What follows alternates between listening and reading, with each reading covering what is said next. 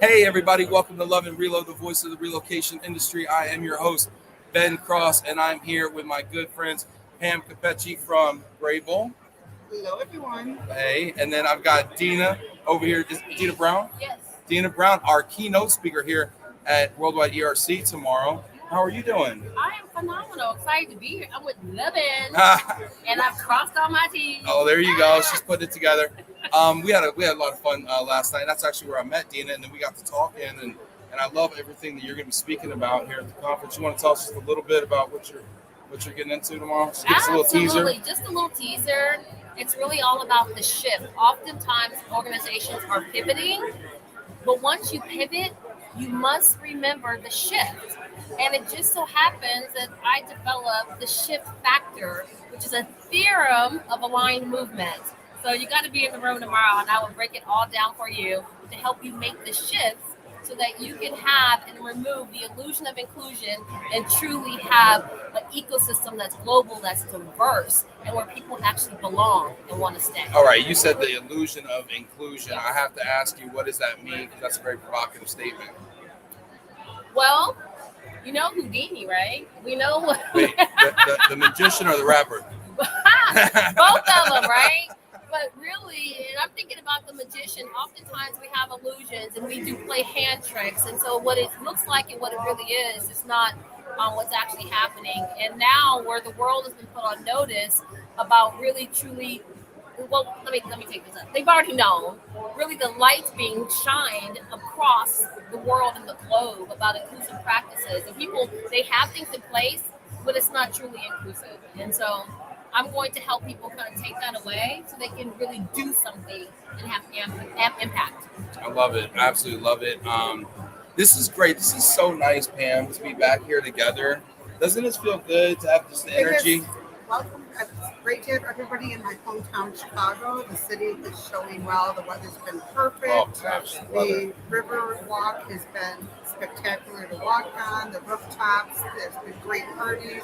Looking forward to tonight going to Rocket Mortgage. Yeah, shout out to Rocket Mortgage. Shout out to Rocket Mortgage with our cute little Rocket Mortgage masks. There you go. We are being safe here. We're all being safe with our masks on, but it's been great just to see the city be alive again and to be back together. Yeah, for real. I second that. I was just going to echo that. Speaking of echoes, how's the sound in here? We are in the bar, like lobby bar area right now. I see Tim Quirk is checking in here. What up, ERC? What's up, Tim? That's great. Tim, is this your first ERC? Let us know.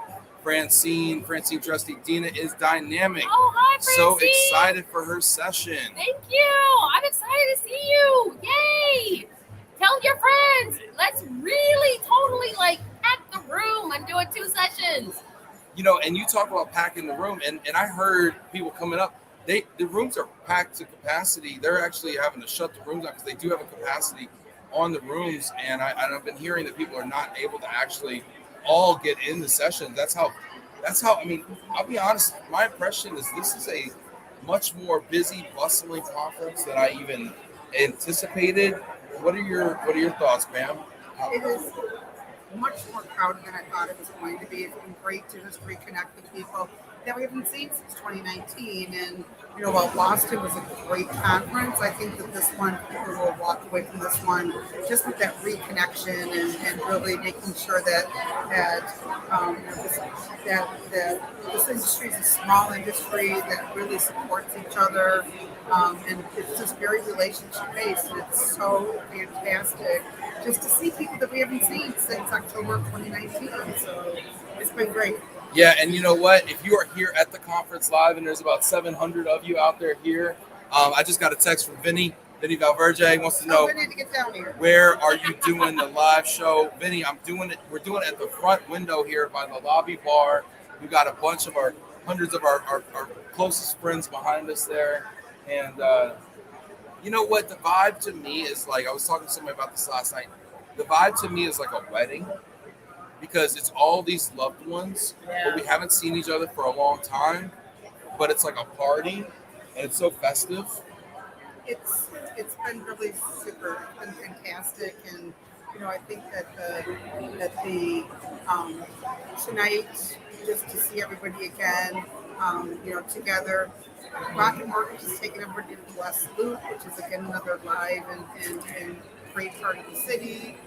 Tomorrow, great sessions as we can see from here. The gala tomorrow night.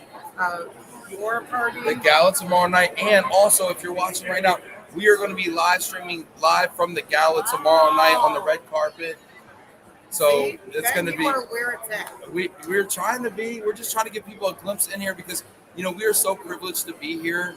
Like 99.99% of the industry does not get to be in the room here, and we've got to do this for so many years, and there's so much privilege here. But I think there's an opportunity to take this energy and this learning and package it via the podcast or whatever, and then bring it to people wherever they are, whatever cubicle they're in, or their home office, or wherever they're at right now. So if you're out there right now, get in the comments. I want to hear from you. Check in. Let's see. Tim Quirk saying sounds great. First timer. That's awesome. Do you remember your first ERC, Pam? Well, I'm going to really date myself. I didn't ask for a year. I didn't ask what mode of transportation was predominant. I do remember my first ERC. That was funny. It was horse and buggy. It was horse and buggy? Horse and buggy. We took horse and buggy to get there. Pam. Love you, Pam. No, I got my CRP back in 1999. Man, what grade were you in 1999? At 99, I was probably like a junior in high school. See, exactly. I was studying for my SAT, not my CRP. Why did I get my CRP? Because that's the only way you can go to the ball. Oh. Was if you had your CRP as a service provider. Wow. And that's why I got that's what motivated me to get my CRP. I love it. That's how old. Wow. Do you remember the city? Do you remember what city it was in? So my first ERC was New Orleans. What? I don't know that I've ever been to an ERC in New Orleans. They probably stopped doing that after you went. It's because I wore black to Cafe Du Monde. And the powdered donuts. You got all the sugar everywhere. That's my memory of Oh ERC. my And gosh. taking a bite of the beignet. The beignet just And a explodes on totally you. black outfit and turning white at the end. For sure. Oh my gosh, I love New Orleans so much. We should go back to New Orleans. But Vegas next year. See, okay, so Vegas is where I got my CRP. See? Yeah, I got mine in Vegas, and I didn't go out the first night. I just studied very diligently, crammed, got my CRP. I think that was probably like in 2016, I want to say. I know. Wow. That's 20 years out. Wow.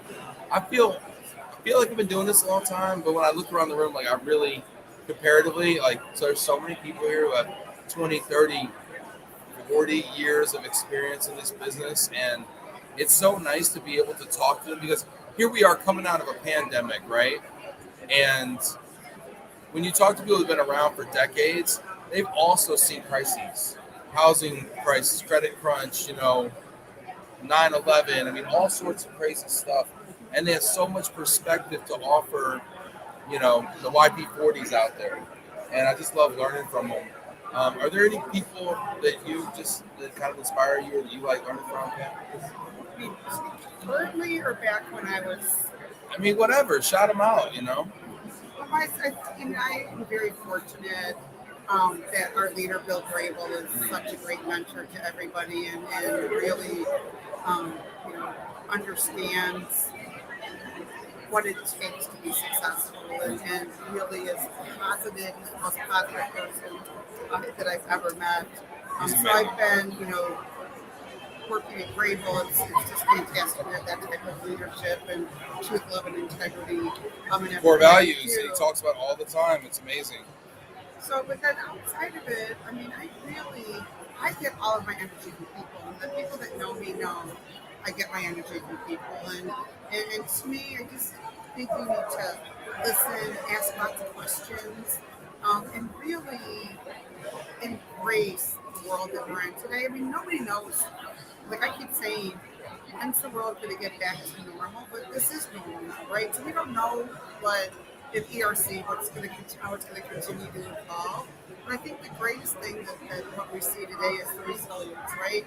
We're all resilient. We made it looking at each other in a little box. That's been half the fun of today. It's like, I've never seen you outside of a little box on Zoom. Well, how wild is that we've made these deep connections and just with the little person in the little box with their avatar, right? And as I look at Tim Quirk, Love and Relo, ERC, baby, yes, what's up?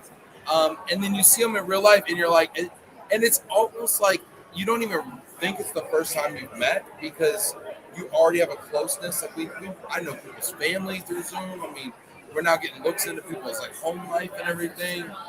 And I mean, we just had shout out to Francine. We just had a clubhouse breakfast this morning. Wow. Yeah, so we met up like we have this clubhouse thing going on. Francine says we were totally talking about you at breakfast, Dina. Everyone is so looking forward to it. Fantastic. I'm so excited. That means so much. And I'm a first timer, so this is my first time at an ERC, so I'm excited. We're excited. We're excited to have you here too. I'm gonna go grab some people to sit in my seat. Yes, go grab two. Go grab two. And Jack Jampel's floating around. We got Vinny Valverde about to be here. See you soon. All right, awesome. Thank you, Pam. Appreciate you doing that. It's awesome, Pam. Is that your first Love and Relo appearance, Pam? Oh my goodness. Oh my god. Oh no.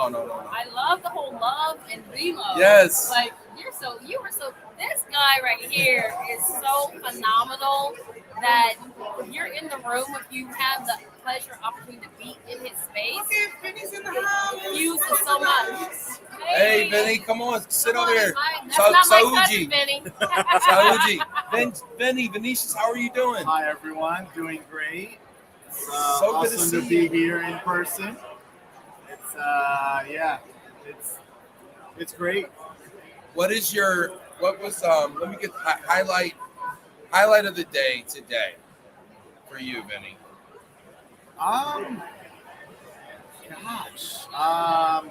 There's been a lot of connecting with people that we've been seen on Zooms for the last 2 years, almost 2 years. Yep. And the sessions have been great.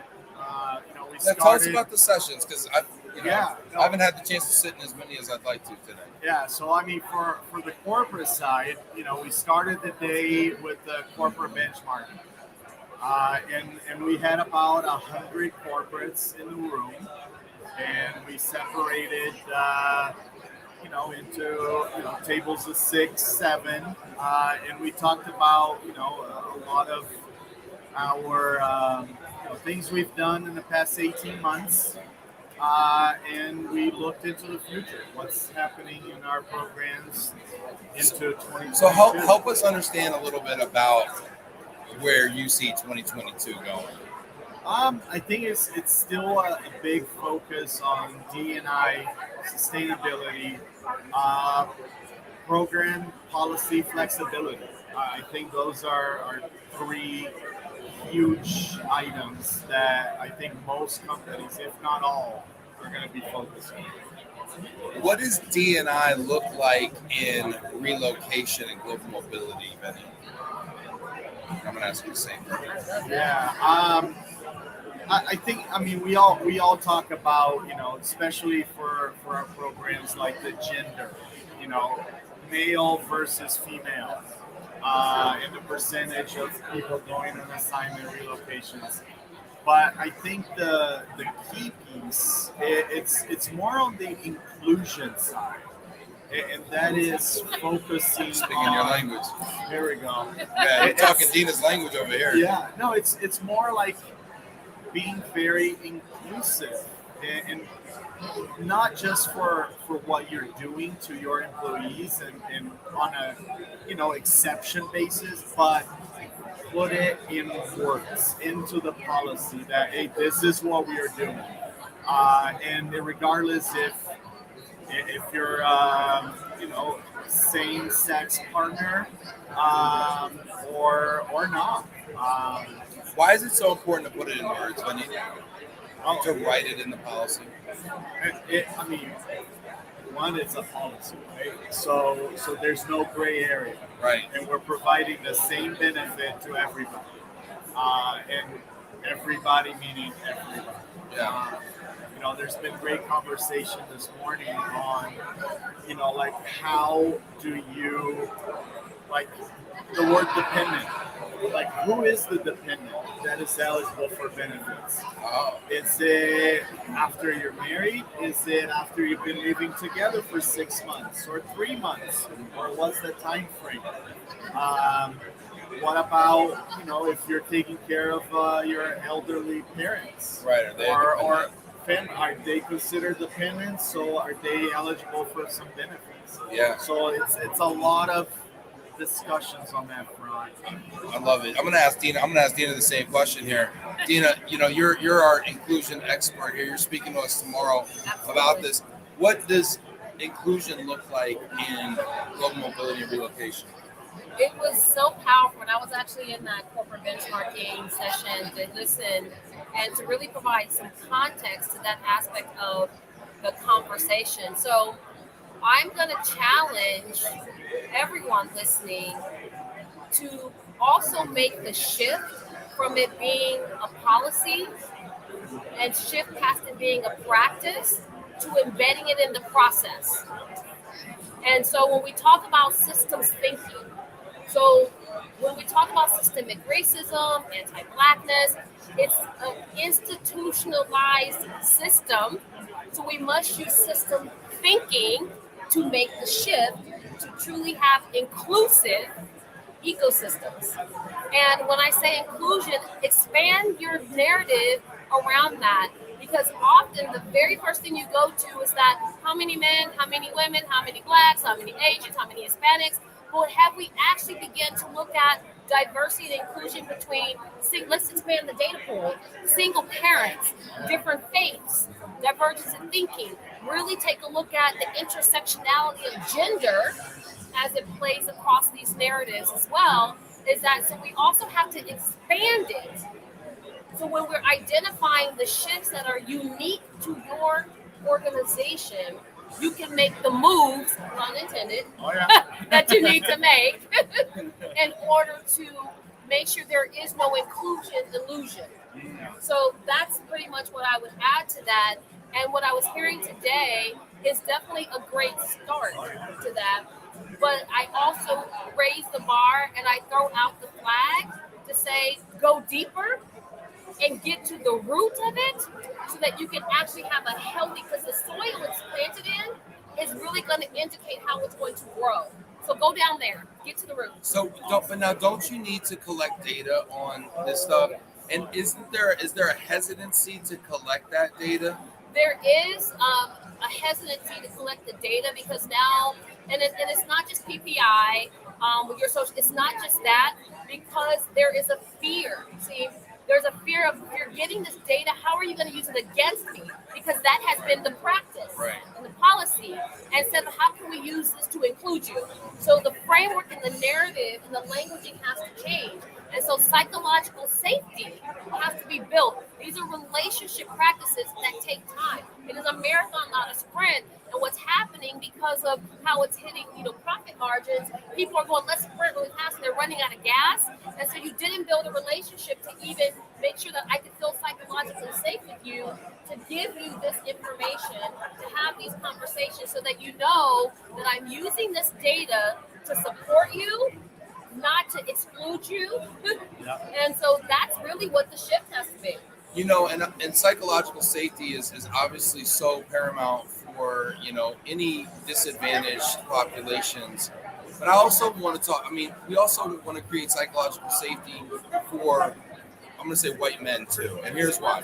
Because if white men, I'm going to say we for a second, if we as white men aren't comfortable having these conversations, then we won't collect the data that we need to then therefore make sure everyone's included. And so we need to also learn how to have these conversations and be comfortable being in them. Yes, call me. I'll help you. That's what, and part of it, you're so right when you say the conversations. And one thing I say to my leaders is don't allow your ego to get away with your excellence. And the most powerful thing that you can ever say to your team in a group at a meeting is, I don't know. And when you say, I don't know, it actually is very empowering, because now you're saying there's infinite possibility for us to come up with a solution instead of faking it until you break it.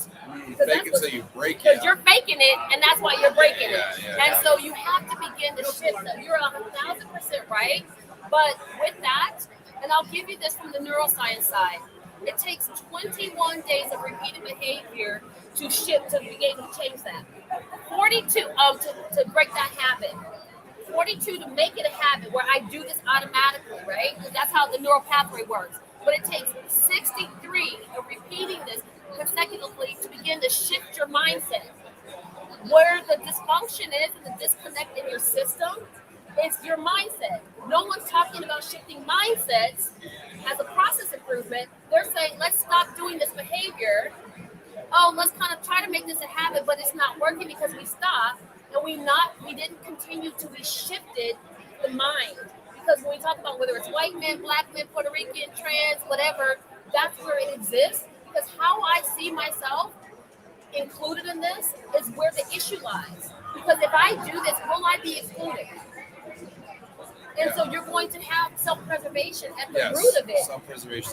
So even you making that statement is part of that it's going to come up. And then here's what I'm going to applaud you right there. That's a bold move to say, that's going to come up for me. And for me to say, well, that's the grace. What needs to come up, tell me what comes up for you.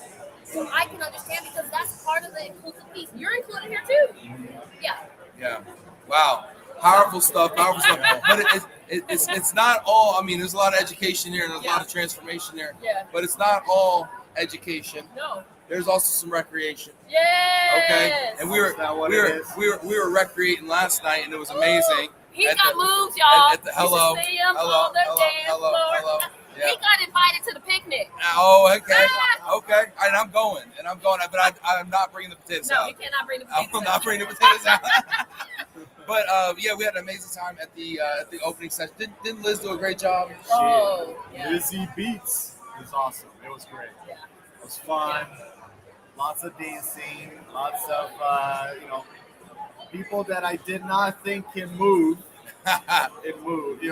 Everyone was moving, which was awesome. Yeah, and I gotta shout out Worldwide ERC too for hosting that party and bringing everybody under the tent, because there's always been really great parties at Worldwide ERC, around the conference, but it always hasn't been in the conference. And they did a really great job of creating a space where everybody can come together and party together, and it was really a reunion vibe, and it was amazing.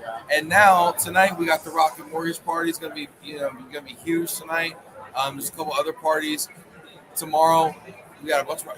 Vinny, if you had to pick one, what's your favorite? And no wrong answers. No wrong answers. Put you on the spot. I did. Man, what's the one you're looking forward to the most? And it can be whatever you want. I can hurt my feelings. Rocket Mortgage. Yeah, it's I mean, they've done it year after year, right? Yeah. And I think I'm really looking forward to as being the first time as Rocket Mortgage. Yeah. Instead of Quick and Loans. Yeah. I've heard that there might be some cool things happening. We're all going to space. We're all gonna jump in and be back by tomorrow morning for the sessions, right? Yep. But another one's tomorrow, the Thursday Night Live, always a big one. Red Hat Piano Bar. Yes. Just saying. Yes. It's a great place. It's a vibe. It is fun. A lot of singing. For that one too, it will not be recorded. No, it will not. We are not broadcasting live. But there will be a red carpet. We got to step and repeat. I'm gonna just plug this party. Great food. To shout out to Move for Hunger, who's helping us plan this. Liz Martin, who's gonna co-host this party with me tomorrow night, Thursday night. Shout out to her, Janaina Chesnowski, who's put this together as well. Shout out to people at the Red Hat Piano Bar. Shout out to all of our sponsors for this party, Versal Global Relocations, CRI Relocation, Century 21 Affiliated, which is Liz's company, Sweet Home Chicago, Jen Breen. Shout out to everybody, because every dollar that we raise or we take in from this party above and beyond the cost, whatever the proceeds are, we're donating all of it to Move for Hunger. We've already got about $5,000. I want to say we're starting out when we open the door. Hopefully, people just as they drink, they tend to give a little bit. Hopefully we get another $5,000, who knows, and donate $10,000 and have an amazing time at the unofficial official after party. So buses are going to be picking people up here at the Hyatt and after the gala. whenever those are over. So we're going to be bringing back. We got a couple special invited guests as well. They're kind of a secret. It's going to be a lot of fun. So that's going to be an amazing thing on Thursday night. Everybody's invited to that. By the way, it's inclusive. There are, you don't need a ticket. You just show up, but get there early because it's going to be packed out. It's going to be packed out in there. Is there a session, Vinny, that you're looking forward to? Vinny, I'm sidelined.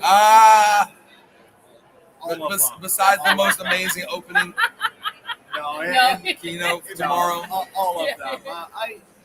I mean, so my coworker Stephanie is here too. So we have two from UPS, and we sat and we're like divided company. We're not attending the same sessions, and we'll report back. But I'm definitely looking forward to some of the workshops tomorrow. I think anytime that you actually get some doing and sharing ideas and get good feedback, I think that's great.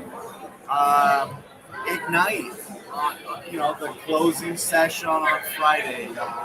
That's something that I know, Ben, you've done in the past. I love those Ignite sessions. Yeah, I mean, because you pack so much information into a little 5-minute thing, and it's just so punchy, and they're always funny too. And Ben Heller does a really nice job putting those on. I think he's behind this one as well. So that's really cool. And shout out to Christine Caldwell also, who's been doing the takeover of the Worldwide ERC social media. So check that out on Instagram at Worldwide ERC. She's putting together some amazing little stories on there as well. Look at Tim. Look at Tim. Timmy, come over here, man. I want to hear a first time attendee. Tim Quirk. Hey, come say. Thank you, Dina. We're gonna see you tomorrow. That was Dina Brown, our speaker tomorrow. Yes, you did great. Thank you so much. So, Tim, first time attendee. What are your impressions? Long time listener, first time caller. Impressions are everything I'd hoped for. First time here, treated like family, hugs from everybody. Just welcomed, and just fantastic. And this morning, I went to the keynotes. Yeah, tell us about the keynote. Very curious about that one. So the keynote was fantastic, and I'm so ashamed that I can't say more about it. But the keynote speaker packed so much information into 20-minute speech. It was incredible. But obviously, it was a lot about. So where do we go now? Right. Hybrid work, remote work, and all the different possibilities, and then what some governments are actually doing to take advantage of this. And it may be a surprise to you, but the United States government was not on that list. What do you mean not on the list? What do you mean? Hold on. Of really like trying to make it easier for people to move to those countries, right? He mentioned a lot about Estonia and Portugal, and so yeah. At least that's one thing for Portugal for me. So I can move right away. Speak the language. It's all good. So really, this is about kind of like welcoming immigration policies. Yeah, that kind of what it's like about. Almost like a nomad global visa, or easy. How easy it is to grab or to obtain. Not just the work visa, but permanent residence and things like that. And talking about cities, and he mentioned some about the use of skyscrapers as offices.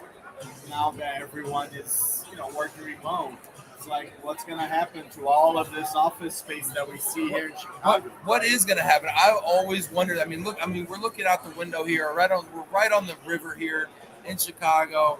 I'm on the 34th floor of one of these buildings. There are just 50-story buildings all over the place. What's going to happen to all this Class A real estate, you think, Vinny? Hey, depending on the price, it may be a really nice penthouse suite for me. That's all. It doesn't matter if it's on the top or not. I'll take a whole floor. It's okay. Whole floor in the middle. We can manage it.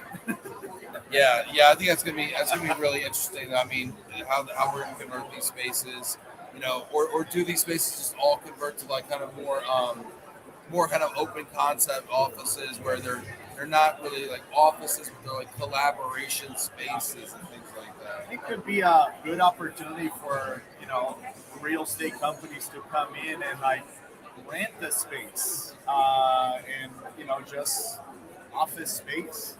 Of course, like working from home, that's one thing, right? But if I have vendors, partners come, it's like some of you, it's like, yeah, come over to my house. We'll have a meeting in the backyard over a beer, and some food. But there'll probably be room to rent a space to host meetings. I even think you may see, depending on the city, these buildings being torn down to create spaces more appropriate for today's world. And interestingly enough, the skyscraper was first one was built right here in Chicago and developed right here in Chicago. So I thought that was interesting. Was that the Sears Tower or something else? He sent the gentleman's name, and I can't know. Yes. Yeah. There's a lot going on. It's Chicago. It's great to be here. There's a lot of buzz here. I think the expo hall's about to open up. It's about 4 o'clock now. Yes. So I think the expo hall's open up. Usually there's a little reception going on, some finger food. So between the bar, the finger foods, I think I got to get going. It might be that time. No, it'll be a great opportunity for everyone to go to the exhibit hall and meet new people and look at services, technology, what's out there. Looking forward to it. Hit that like button, comment. We're going to be trying to go live and giving you a behind the scenes. This time we're here in the lobby bar right now. I got Vinny Valverde from UPS. I got Tim Quirk from Road Sense Logistics. And it is buzzing. There's probably 200 people behind us right now, just reconnecting. Can't wait to see. And no one brought me a drink yet. Come on. Man, people are slipping, Gosh, You man. can tell we're really out of practice here. Hey, thanks everybody for checking us out. Hit that like button, leave a comment, leave a question. We appreciate you so much. Stay tuned. We might be coming at you from Love and Reload's LinkedIn. We might be coming at you from my personal page. So just kind of keep an eye out for all that. Take care, everybody.